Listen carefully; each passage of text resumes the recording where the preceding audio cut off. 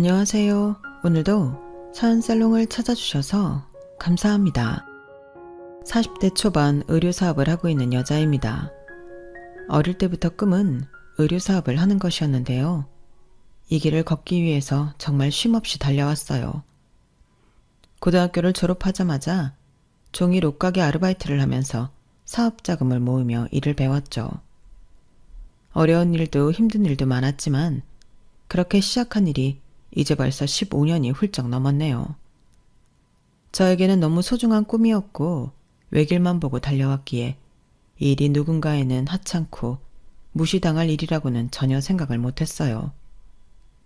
결혼을 하기 전까지는 말이에요. 대입을 준비할 때 가고 싶었던 대학교, 가고 싶었던 과는 딱 한 군데였는데요. 그곳에 들어가지 못할 경우 차라리 대학을 갈 시간에 돈을 모아 빨리 사업을 시작하자는 게 저의 목표였어요. 부모님께서도 처음에는 반대하셨지만 곧 제 뜻을 존중해 주셨고요. 사업을 하려면 이것저것 많이 배워둬야 하지만 그걸 대학에서 전부 알려준다고 생각하진 않았거든요. 실제로도 일을 하는 데 있어 학력이 그렇게 저를 발목 잡는 일은 크게 없었어요. 요즘은 고졸 학력이 많지 않다 보니 어쩌다 알게 되면 의외라는 반응은 좀 있었지만요. 제 학력이 제 발목을 가장 크게 잡았던 건 결혼 전도 아니고 결혼 이후였는데요. 친한 친구의 소개로 20대 중반쯤부터 연애를 시작한 남편은 저와는 달리 집안 전체가 고학력자 집안이었어요. 시아버님부터 남편 그리고 서방님까지 소위 스카이라고 불리는 명문대를 차례대로 졸업했죠. 제가 바라고 추구하던 이상형과는 전혀 다른 쪽이긴 하지만 그건 그것대로 멋있게 보이긴 하더라고요. 우리나라 사회에서 가장 존중받고 우러러보는 대학교, 그리고 그런 직업을 가진다는 건 절대 쉬운 일이 아니잖아요. 멋있고 존경받을 일이라고 생각은 했지만 저 또한 제가 원하는 길을 향해 걷고 있기에 급 차이가 많이 난다거나 감히 오르지도 못할 나무라거나 그런 쪽으로 생각해 본 적은 없었어요. 실제로 남편도 저를 그렇게 대해줬고요. 아니, 오히려 꿈을 향해 달려가는 저를 응원하고 부러워했죠. 나는 어릴 때부터 부모님이 하라는 대로 공부하고 가라는 대로 대학에 가고 좋다는 곳에 취직을 해서 당신이 참 부러워. 나도 내가 뭘 좋아하는지 깨닫고 노력해 볼 시간이 있었다면 좋았을 텐데 당신을 보고 있으면 하고 싶은 일이 있다는 건 참 멋지고 좋은 일인 것 같아. 그렇게 가정 환경부터 학력, 직업까지 너무나도 다른 저희 두 사람이었지만 서로를 이해하고 존중하며 사랑을 키워나갔어요. 3년간의 연애 끝에 남편의 청혼을 받아 결혼을 결심했고 아직 사업이 안정화되진 않았지만 이런 사람이라면 평생 반려자로 두어도 좋겠다 싶었죠. 처음 인사를 드리러 갔을 땐 제가 이런 결혼 생활을 하게 될 거라곤 상상도 못했어요. 시아버님은 일찍 돌아가셨고 시어머님과 시동생에게만 인사를 했거든요. 어머님은 절 따뜻하게 맞이해 주셨고 당시 시동생은 의대를 다니고 있었어요.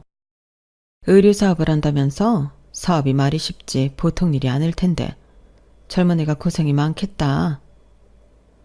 마음대로 안 될 때도 많지만 워낙 어릴 때부터 하고 싶어 했던 일이라 괜찮아요. 일이 재미있어서 버틸만 한 것 같아요. 애가 아주 야무지고 강단 있어 보여서 좋은 애. 이런 여자랑 결혼하면 우리 윤석이처럼 마음 어린 애는 꽉 잡고 잘 살아줄 수 있을 것 같은데? 나는 네가 참 마음에 든다. 우리 아들이랑 잘 살아주렴? 좋게 말씀해 주셔서 감사합니다, 어머님.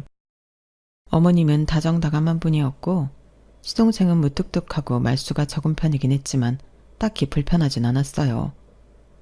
결혼하고 1년 정도는 정말 무난하게 보냈던 것 같아요. 그런데 결혼 2년 차쯤 도련님이 선을 보고는 결혼할 여자를 소개시켜주겠다고 해 온 식구가 모이는 자리였죠. 저보다 6살 많은 연상이고 상과 의사예요. 안녕하세요. 처음 뵙겠습니다. 시동생과 나이차가 꽤 있는 탓에 저보다도 연상이더군요. 뭔가 막연히 동서가 들어온다면 저보다 어릴 거라 생각했어서 처음엔 조금 당황했어요. 그래도 요즘 같은 세상에 나이 따위가 뭐가 대수냐 싶긴 하더군요. 형님 동서 같은 호칭은 격식으로만 갖추고 편하게 지냈으면 하는 게 저의 마음이었죠. 처음에는 동서도 제게 꽤 호의적이었던 것 같아요. 제 학력을 밝히기 전까지만 해도 말이죠. 형님은 무슨 일 하세요? 전 의류 사업을 하고 있어요. 마침 제가 이번에 새로 인부복 라인을 만들려고 준비 중이거든요. 산부인과 의사시니 몇 가지 여쭤볼 수도 있겠어요. 어머, 그럼요. 궁금한 게 있으시면 얼마든지요. 어려 보이셨는데 사업하시는구나. 집안에서 많이 밀어주셨나 봐요. 아, 그런 케이스는 전혀 아니고요. 어릴 때부터 의류 사업을 하는 게 꿈이라서 고등학교 졸업하자마자 아르바이트 하면서 자금도 모으고 현장 경험도 많이 쌓았어요. 그래서 남들보다 좀 어린 나이에 여기까지 올 수 있었던 것 같아요. 어머, 학업 병행하면서 아르바이트까지 해가며 사업 자금 모으는 게 쉬운 일이 아니었을 텐데 너무 대단하신데요. 아, 대학은 안 다녔어요. 가고 싶었던 학교가 있기는 했는데 합격을 못했거든요. 재수까지 지원해줄 형편은 아니었어서 한 번에 합격 못할 바엔 부모님 고생 조금이라도 덜 시키는 게 나을 것 같아서 바로 일을 시작했어요. 네? 정말요? 그럼 고졸이에요? 말로만 듣던? 누나, 무슨 말을 그렇게 해? 왜? 신기해서 그런데. 순간 분위기가 얼음물을 끼얹은 듯 싸늘해졌어요. 초면부터 다소 무례한 발언에 도련님이 당황해서 막으려고 했지만 눈 하나 깜짝 안 하더라고요. 보다 못한 제가 나섰어요. 아, 하긴 동서 주위에는 대부분 고학력자일 테니 처음 볼 수 있겠네요. 죄송해요, 형수님. 괜찮아요. 저도 산부인과 의사는 처음 만나서 신기해요. 그렇게 어영부영 수습을 하고 나서도 마음은 계속 찜찜하더라고요. 남편도 영 마음에 안 들어 했고요. 나이도 나름 먹을 만큼 먹은 사람이 예의가 없네. 나도 나랑 비슷한 사람만 만나면서 사니까 동서 같은 사람 만날 일이 잘 없어. 동서도 마찬가지였겠지. 요즘은 또 대학 안 나온 사람이 많은 건 아니잖아. 사실 당신이나 어머님이 편견 없었던 거지. 난 익숙해. 그래도 할 말 안 할 말 가려가면서 해야지. 사회생활 안 하는 사람도 아니고. 들었을 때 기분 나쁠지 아닌지는 구별하는 게 정상이잖아. 그렇긴 하지. 뭐 어쩌겠어. 오늘 도련님도 당황하시고 지적도 제대로 당했으니 앞으로는 안 그러겠지.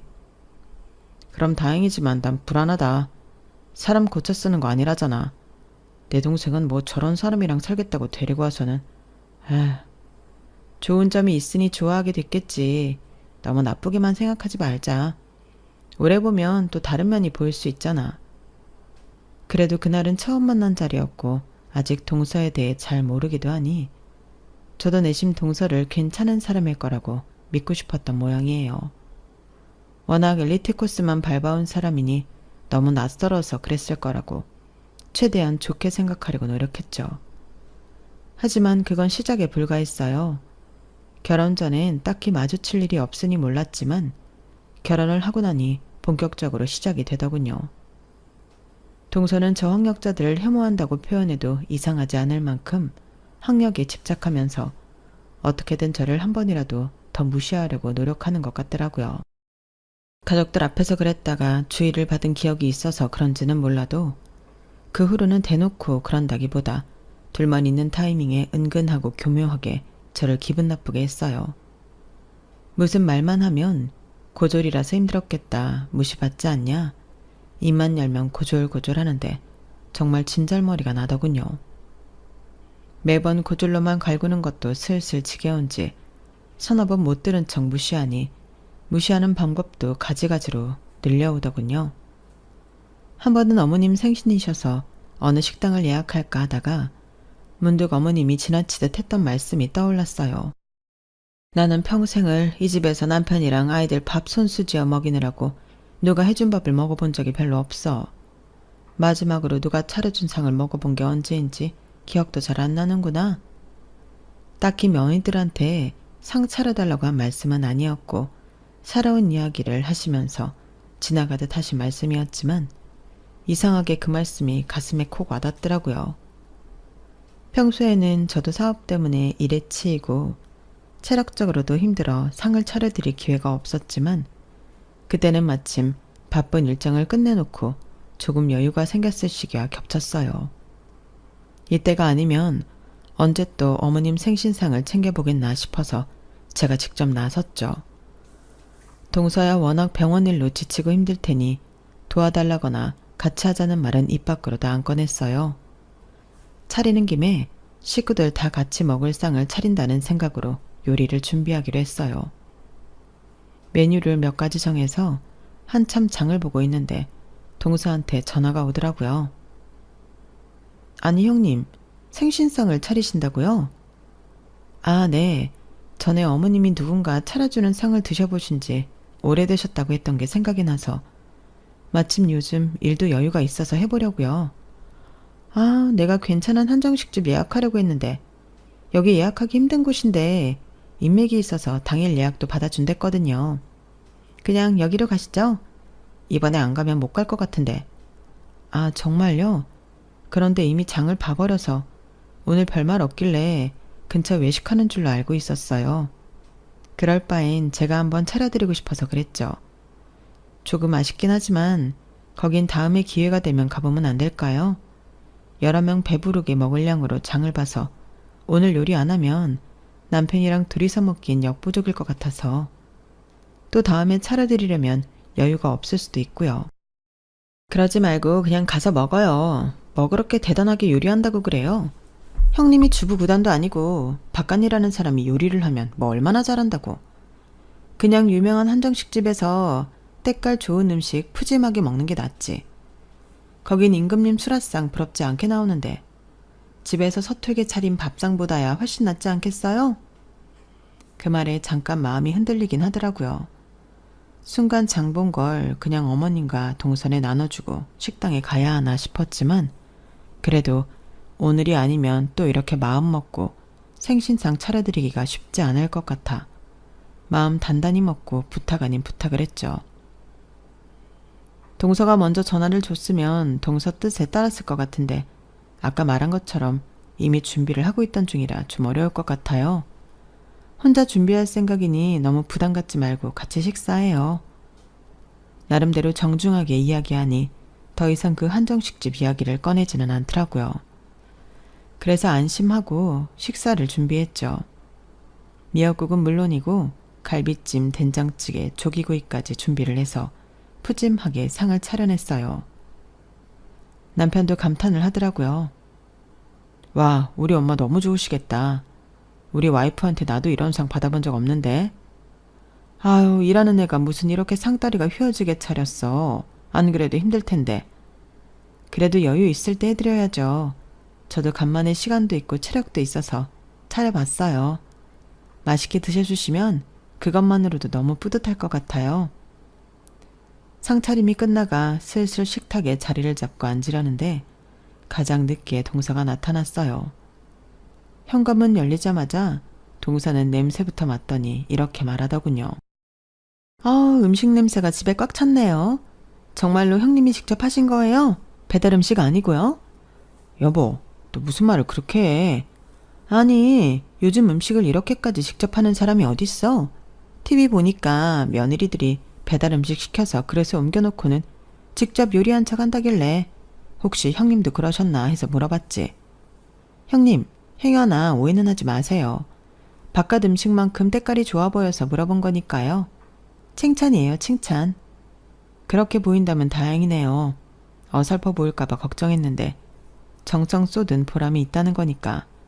뭐 그렇긴 한데 좀 옛날 스타일이긴 하죠. 요새는 밖에서 먹는 게 더 정갈하고 냄새도 안 배고 좋은데. 제가 어머님 위해서 요즘 엄청 핫한 한정식 레스토랑 예약해두려고 했거든요.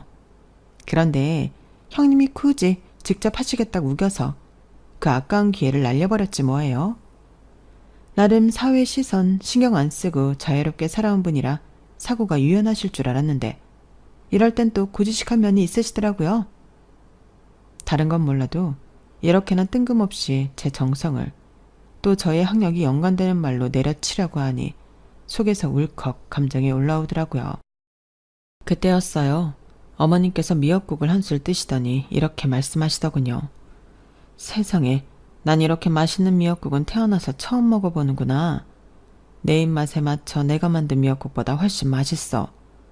아무리 유명한 식당에 가더라도 이보다 맛있을 수는 없을 것 같구나. 그 말에 나를 세웠던 마음이 순식간에 흐물하게 녹아내리더라고요. 어머님, 입맛에 맞으세요? 다행이에요. 너 진짜 음식할 줄 안다. 이렇게 손 많이 가는 걸 언제 다 했대? 요즘 너 같은 며느리가 없는데 내가 참 복 받았다. 그 말에 동서가 머쓱하게 웃으면서 그러더군요. 어머님, 그래도 다음엔 제가 코스를 준비해 볼게요. 정성도 좋지만 먹고 나서 이걸 또 언제 다 치우겠어요? 괜히 여럿고생이죠. 요즘은 분위기도 중요하잖아요. 고급스러운 데서 분위기도 챙기고 예쁘게 차려입고 가족들끼리 기념사진도 찍으면 좋잖아요. 내 생일인데 누가 뭐 예쁘게 꾸며주길 바라겠니? 나는 한 그릇을 먹어도 이런 밥이 고맙고 날 위해 이렇게 해주려는 마음이 더 귀하다. 어머님은 웃지도 않으시고 그렇게 말씀하시더니 제 앞에도 반찬을 몇 가지 더 얹어놔 주셨어요. 그 고요하고도 단호한 말씀에 동서도 입을 꼭 다물더군요. 어머님께서 그렇게 길을 세워주신 덕분에 얼마나 감사하고 뿌듯했는지 모르겠어요. 평소 입이 짧으신 어머님께서 한 그릇 싹싹 비워드시는 걸 보고 남편과 서방님께서도 환히 웃으며 좋아하셨죠. 그날 당시에는 너무 기분 좋았지만 그날 일이 동서를 더 자극시켰는지 저를 향한 히스테릭한 무시와 차별은 더 심해지기만 했어요.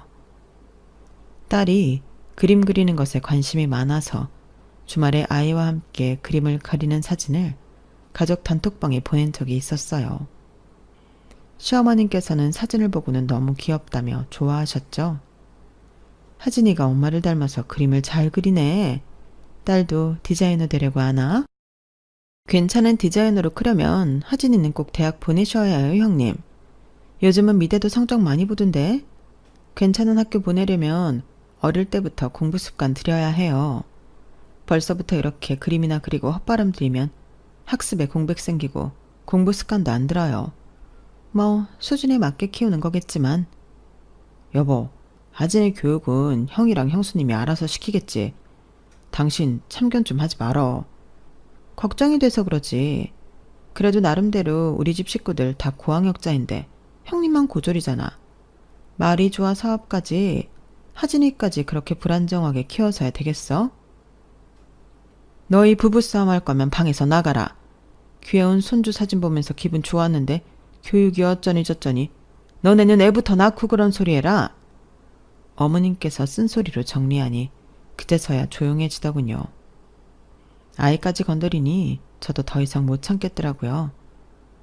동서가 다음에 면전에서도 그런 소리를 뱉으면 절대 참지 않고 본때를 보여줘야겠다고 생각했어요.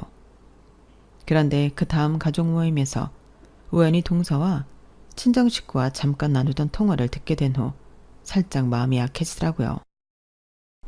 아니 나 지금 시댁 왔어. 말했잖아. 나보다 어린 형님이 있다고.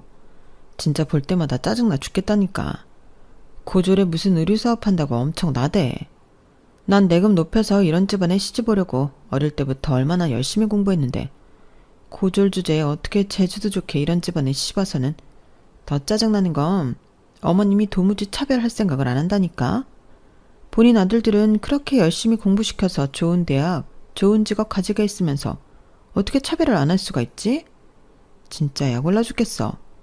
나는 조건만 보고 선보고 결혼해서 남편이랑 별로 애틋하지도 않은데 시댁 모임 할 때마다 아주버님이랑 둘이 하하호호 아주 원앙새 마냥 붙어있는 거 보면 속에서 천불이 난다니까. 둘이서 무슨 대단한 사랑을 한다고. 참나. 처음엔 울컥해서 중간에 끼어들어서 동서와 싸워볼까도 생각했어요. 그런데 이야기를 듣다 보니 동서가 저한테 왜 그렇게 심술궂게 굴은지 조금은 이해가 가더군요. 시동생과 동서는 선을 보고 짧은 시간 연애를 한 후 바로 결혼한 케이스였거든요.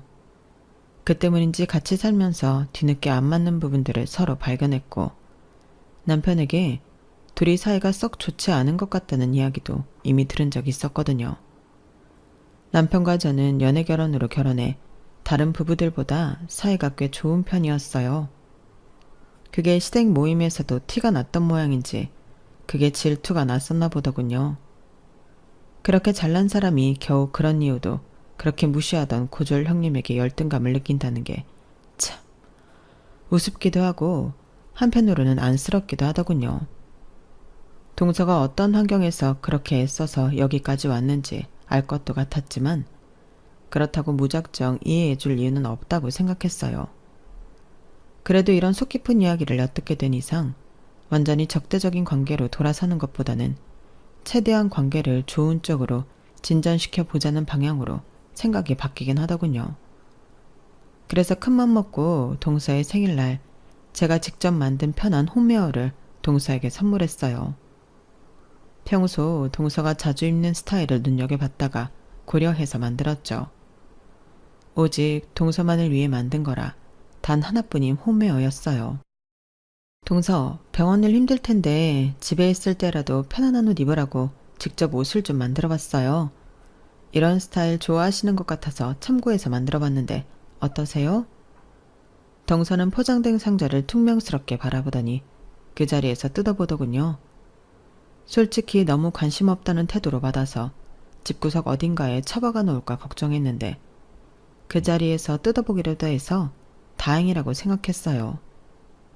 옷을 펴서 천을 만지작대더니 의외로 칭찬을 하더군요. 뭐 시원하고 편해 보이긴 하네요. 정말요? 마음에 드세요? 근데 이건 너무 형님 나이 때 입을 만한 옷이네요. 형님 나이 때 집에서 일하는 주부들이 입기에 딱 괜찮겠는데요. 형님이 산모복으로 만든 사람이라 그런지 그냥 딱 그 정도로 옷을 만드신 것 같은데 제 직업이 또 직업이다 보니 옷은 좀 좋은 소재로 된 걸 입자는 주의라서요. 저도 옷 좋아해서 딱 만져보면 알거든요. 이런 가성비 옷은 잘 때 입기도 좀 그런데 집안일 할 때 입기엔 괜찮을 것 같은데 우리 집은 이모님이 집안일을 해주셔서요. 디자인도 제가 입기엔 좀 촌스러운 것 같고 뭐 그래도 어떻게 잘 입어볼게요. 다른 건 그렇다 쳐도 디자인 이야기는 정말 황당하더군요.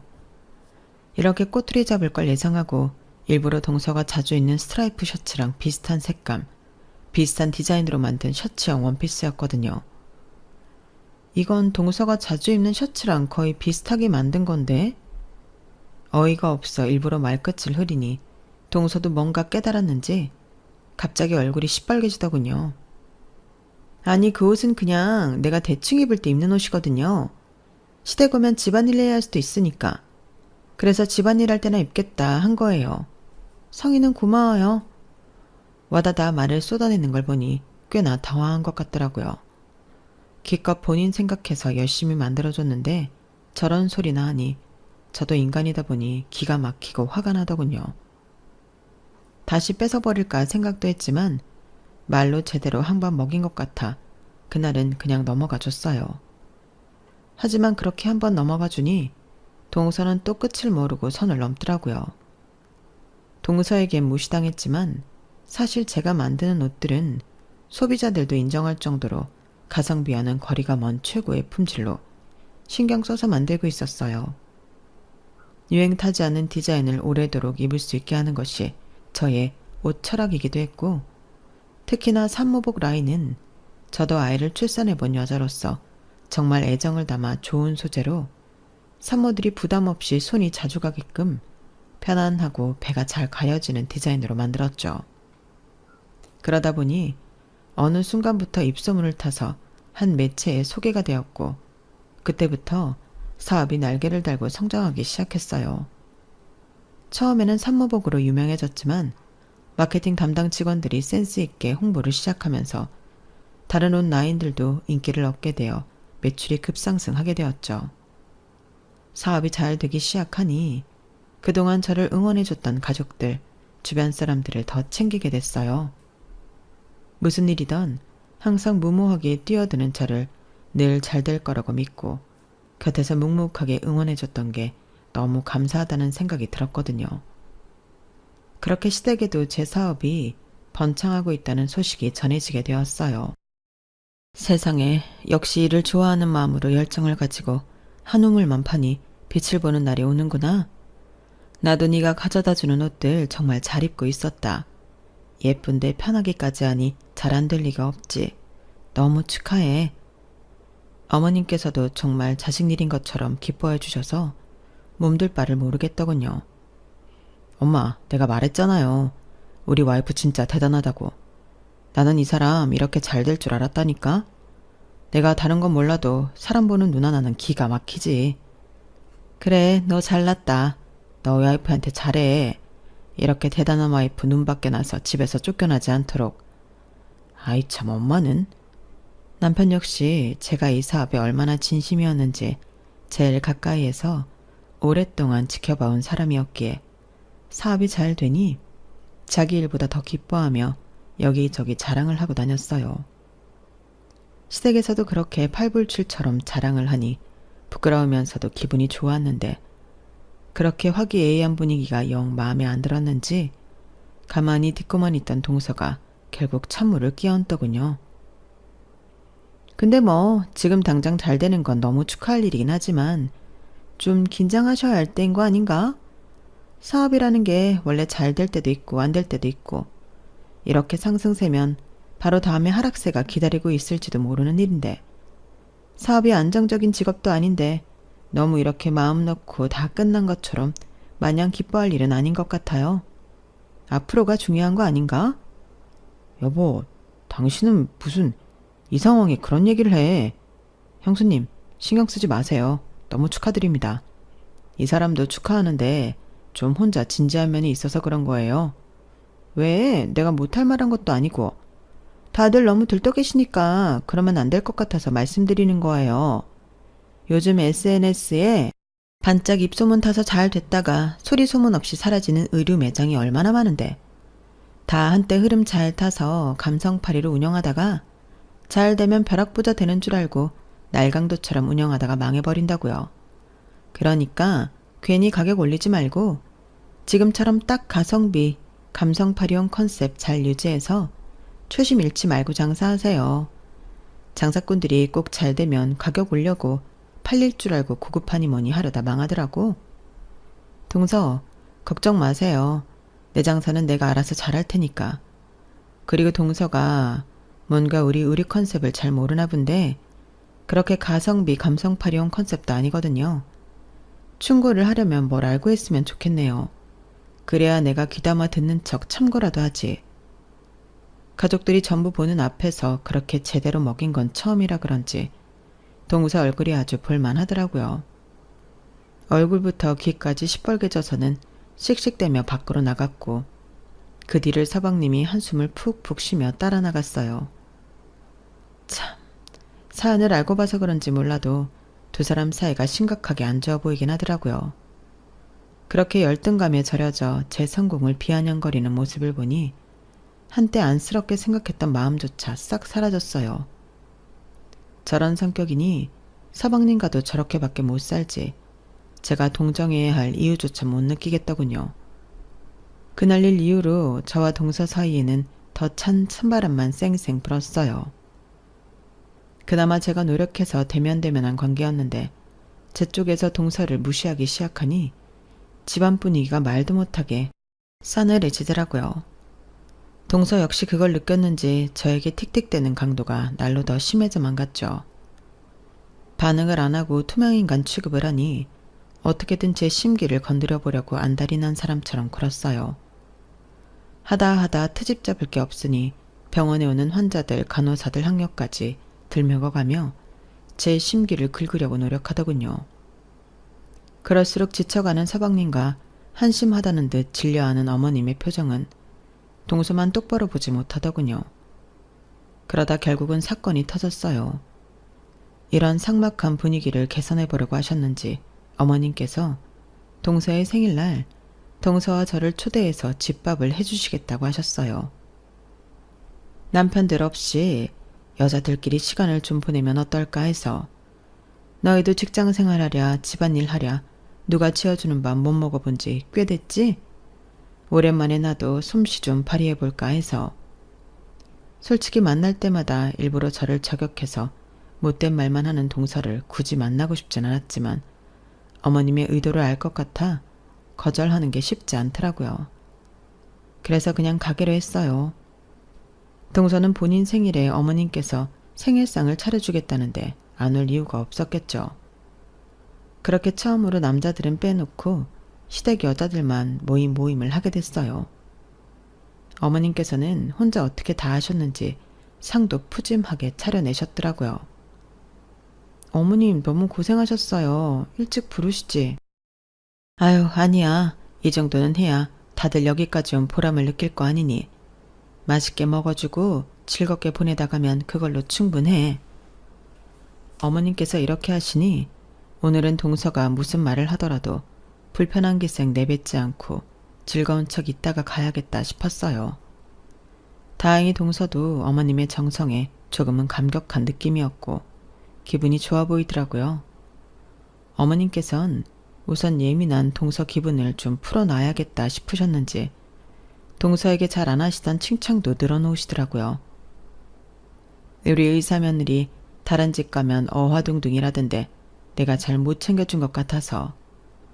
한 생명이 건강하게 태어날 수 있게 좋은 일 하는 사람인데 든든히 챙겨 먹고 건강해야지. 환자들의 건강도 중요하지만 의사도 건강해야 해. 감사합니다, 어머님. 어머님도 그렇게 생각하고 계실 줄은 몰랐어요. 아들도 의사라서 그러신지 의사라는 직업에 대해서 딱히 특별하게 생각 안 하시는 줄 알았거든요. 특별하게 생각 안 하기는 의사가 보통 중요한 일을 하는 것도 아닌데 일일이 말은 안 해도 존경스럽게 생각할 만한 직업이지. 동서는 확실히 인정 욕구가 강했는지 자신을 띄워주는 어머님의 말씀에 기분이 째지게 좋아 보이더라고요. 그 말씀에 대충 장단은 맞춰드렸지만 굳이 제 입으로 몇 마디 더 보태고 싶진 않았어요. 매번 저를 무시하기만 하는 인간에게 너는 대단하다고 제 입으로 추켜 세우고 싶진 않았거든요. 그런 제 마음을 눈치챈 건지 어머님이 준비하신 생일상이 식탁 위를 가득 채울 때쯤 갑자기 동서가 다시 심술을 부리기 시작하더군요. 어머님 근데요. 이 좁은 식탁에서 저희 셋이 밥을 같이 먹나요? 세 사람 정도 앉기엔 충분한 식탁인데 왜 불편하니? 그게 아니라요. 오늘만큼은 어머님한테 모처럼 의사로서 대접도 받았는데 굳이 고졸인 형님이랑 겸상하고 싶지가 않아서요. 밖에서는 저렇게 학력 낮은 사람들이랑은 같이 밥상머리 앉아서 밥도 안 먹거든요. 뭐라고? 너 지금 그게 할 말이니? 아니, 같이 밥상머리에 앉아서 밥만 먹을 수 있나요? 같이 먹다 보면 자연스럽게 이야기도 한두 마디 오가는데 뭐 수준이 맞아야 같이 먹죠. 학력이 낮은 분들이랑 식사를 하면 꼭 무식한 소리를 한마디씩 해서 제 입맛을 뚝 떨어뜨리더라고요. 오늘은 어머님이 제 생일이라고 이렇게 정성스럽게 차려주신 음식인데 입맛 떨어지면 아깝잖아요. 맛있게 먹고 싶어서 그래요. 아, 저 인간 또 시작이네 싶어 저도 모르게 표정이 굳었는데 순간 어머님 표정을 보니 어머님 표정이 더 싸늘하게 굳어있어 흠칫 놀랐어요. 예, 그러는 넌 대체 나랑은 어떻게 겸상을 하니? 네? 어머님이 왜요? 어머님은 괜찮죠? 저랑 수준이 맞있잖아요. 너랑 내가 수준이 맞을 리가 있겠니? 너는 대단하신 명문대 나온 대단하신 의사고 나는 고등학교도 졸업 못한 중졸 가정부인데? 네? 어머님, 그게 무슨 말씀이세요? 너는 이 집에 남편이랑 시아버지 직업만 보고 들어오니 몰랐겠지만 이 집에 너 같은 고학력자만 있는 건 아니란다. 너는 너희 집에서 다 지원해주고 네 꿈을 위해서 노력해서 의사가 될 수 있었겠지만 아닌 사람도 있는 거야. 그런데 너랑 환경과 꿈이 좀 달랐다고 해서 사람을 그렇게 무시해도 되는 거니? 겸상했을 때 너만 입맛 떨어지는 거 아니야. 너랑 같이 밥 먹을 때마다 네가 그딴 소리 할 때마다 내 입맛도 뚝뚝 떨어져. 알고는 있니? 어머님, 잠시만요. 저는 전혀 몰랐어요. 어머님이 중졸이신지요? 왜? 몰랐으면 이 집안에 시집도 안 왔을 거니? 내가 시집살이 할 때 시부모님이 꼭 너 같았어. 사람들이 제 위치에서 제각각 열심히 살아내고 노력하고 있는데 그런 노력과 진심 같은 건 하나도 몰라주고 오직 학력 얘기만 꺼내면서 못 배워서 그렇다, 수준 떨어진다, 같은 소리만 하면서 사람 마음 짓밟는 거. 하도 그런 짓을 밥 먹듯이 해대니 몰랐겠지만 그거 엄청 악질이야. 내 작은 아들이 어쩌다 이런 여자를 만났는지 내가 매번 불쌍해서 가슴이 미어지다가도 우리 가족이니 받아들이자. 잘해주다 보면 그 삐뚤어진 마음도 나아지겠지 해서 노력했는데 너는 더 이상은 안 되겠다. 너는 어떻게든 너보다 어린 네 형님 짓밟고 싶었겠지만 네가 짓밟은 건 한 사람만이 아니야. 네가 그동안 한 말들 내가 다 담아두고 있었다. 어머님은 갑자기 벌떡 일어나시더니 안방으로 가 핸드폰을 가져오셨어요. 그리고 녹음하신 내용들을 트셨죠. 거기엔 평소에 동서가 자기보다 학력이 낮은 의사들, 간호사들, 그리고 저소득층 환자들까지 무시하고 차별하던 발언들이 담겨 있었어요. 너 그렇게 잘난 척 해대는 의사 생활 이런 식으로 하고 있었던 게 밝혀져도 계속할 수 있을까? 어머님, 이게 뭐예요? 그동안 제가 하던 말들을 다 녹음하신 거예요? 그래, 솔직히 네가 한 말들 의사윤리에 어긋난다고 생각해. 환자가 어떤 환경이든 상관없이 정성으로 돌봐야지. 의사가 그런 걸 재는 게 말이 되니? 내 아들도 의사지만 내 아들은 그 오랜 기간 병원에서 일하면서 너 같은 소리 한 적 한 번도 없다. 너 같은 의사는 의사 자격도 없어. 당장 가족의 마음부터도 어떻게든 상처내지 못해서 안달난 네가 무슨 그런 알량한 마음으로 환자를 돌보겠니? 나한테 딸이 있다면 너 같은 의사가 있는 병원에 보내기도 싫다. 그래서요. 그걸 지금 어디 공개라도 하시겠다는 거예요? 어디 그렇게 해보세요. 어차피 의사 면허 중지가 그렇게 쉬운 것도 아니고요. 어머님 그 녹음본 공개하면 저도 어머님 고소할 거예요. 그렇게 끝까지 가실 수 있으면 한번 해보세요. 동서는 욱했는지 결국 건널 수 없는 강을 건너고 말았어요. 어머님께서는 얼굴이 시뻘개지시더니 상을 업곤 동서를 내쫓았어요. 너 같은 인간 말정도 며느리라고 잘 해보자 했던 내가 바보지. 당장 내 집에서 나가. 어머 웬일이야. 제가 이래서 가방 끈 짧은 사람이랑 수준 안 맞는다고 했던 거예요. 오라 할 땐 언제고 화났다고 이런 식으로 구는 경우가 어딨어요. 세상에 기막혀서. 어머님이 하루 종일 차리셨을 상이 엎어지니 제 마음이 다 안 좋더라고요. 묵묵히 바닥에 엎어진 상을 치우며 어머님의 화가 가라앉을 때까지 자리를 지켰어요. 조금 시간이 지나고 나서야 어머님께 조심스레 말을 걸었죠. 어머님이 올리시겠다고 한 말씀은 아니었는데 동서가 뭔가 단단히 착각을 한 모양이네요. 동서도 참 저런 욱하는 성격 좀 고쳐야 하는데. 그래, 너는 그래도 날 제대로 봐줬구나. 쟤 저렇게 시도 때도 없이 사람한테 폭언하는 거 그거 고쳐보려고 직접 듣게 한 건데 영 다른 쪽으로 오해를 해서는. 근데 말이다. 나 생각이 좀 바뀌었다. 마지막까지 발악하는 거 봤지? 시험이고 뭐고 눈에도 안 보여서는. 내가 작은 애 둘이 이혼하는 한이 있더라도 이건 공개를 해야겠다. 가족이 아니라 공익 차원에서라도. 저런 의사는 경고 조치를 받아야 해. 정말로 올리시게요? 내가 못할 것 같다고 생각하는 게 기가 차서라도 할 건 해야겠다. 뭐? 고소? 그래. 어디 한번 끝까지 가보자 그래. 저도 그동안 당한 게 있어서인지 어머님을 끝까지 뜯어 말리지 못하겠더라고요. 어머님이 중졸이신 건 저도 처음 알았거든요. 그동안 동서가 사람 안 가리고 폭언했던 게 어머님 마음도 얼마나 난도질 해놨을지 생각하니 아찔했어요. 어머님은 결국 며칠 후 병원 게시판에 동서의 녹음 파일을 올렸고 병원은 뒤집어졌어요. 소문이 일파만파 퍼져 동서의 이름이 알려졌고 산모들 커뮤니티에서 유명해지고 말았죠. 이 사실을 알게 된 동서는 발작을 일으키며 고소하겠다고 난동을 부렸어요. 하지만 사범님의 저지로 인해 실질적으로 고소까진 가지 못했어요. 두 분이서 어떻게 합의한 건지 몰라도 몇 개월 못 가서 이혼 소식이 전해졌어요. 그동안 형수님한테 막대한다는 걸 알면서도 끼어들지 못해서 죄송했습니다. 제가 사람을 잘못 봐도 한참 잘못 봤네요. 결국 형수님의 엄마까지 상처 입히고 잘 안 맞는다는 걸 아는 순간부터 고민을 했어야 했는데 하루하루 주어진 일 하느라 바빠 방치해뒀더니 결국 이렇게 굶어서 터져버리네요. 이 일은 제가 알아서 잘 마무리할 테니 걱정하지 마세요. 앞으로는 저희 때문에 피해가는 일은 없을 겁니다. 사과할 사람은 따로 있는데 서방님이 왜 사과를 해요? 이제라도 서방님이 벗어날 수 있게 되어서 오히려 축하드리고 싶은데요. 그래, 너 연애할 시간 없다고 난리칠 때. 에휴. 아니다. 내가 선이라도 봐서 얼른 결혼하라고 한 내가 잘못이다. 너도 너 좋은 사람 만나서 결혼했으면 참 좋았을 텐데 엄마가 마음이 급했어. 야, 다음에 만날 여자는 꼭 성격을 보고 데려와. 직업만 봤다가 이게 뭐냐? 아유, 끔찍해. 이렇게 시댁 식구들의 평화는 다시 돌아왔어요.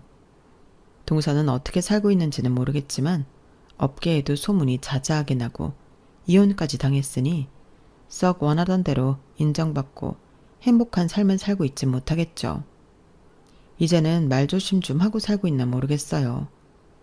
아무리 머리 좋고 능력 있는 사람이어도 그 사람의 인성 그리고 말 때문에 망할 수도 있다는 걸 똑똑히 알았네요. 시댁 최고의 빌런이 없어진 요즘 저는 그 누구보다 행복하게 살고 있는데 말이에요. 제 이야기는 여기까지입니다. 들어주셔서 감사드리고요. 여러분들도 행복한 하루하루 보내세요. 여러분, 사연 댓글에 응원과 현명한 조언 부탁드려요. 좋아요와 구독은 저에게 큰 힘이 됩니다. 오늘도 좋은 일 가득하세요.